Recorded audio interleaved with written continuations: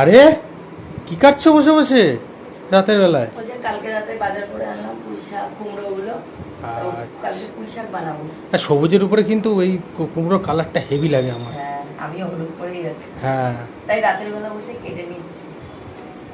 দুপুরে পান্তা ভাত খেয়ে কি ঘুম ঘুমতে উঠে 6:30। আর এখানে একটুখানি কলমি শাক কাটলাম, হাফ আগা মানে একটা কি বলে ওটাকে, একটা আটির হাফ। একটা আটির হাফ কাটলে একটা স্যুপ বানাবো। আজকে খেতে ইচ্ছা করছে না, এটা দেবো, ওদের পেঁয়াজ দেবো, একটু রসুন আর একটু গোলমরিচ, গোলমরিচের স্যুপ, কলমি শাকের স্যুপ হেবি লাগে খেতে। বাহ, ওটা আমি আমার কুমড়োর বীজগুলো রেখে দাও, ওইটা দিয়ে যদি গাছ হয় কুমড়ো গাছ। বাহ, ভালো তো।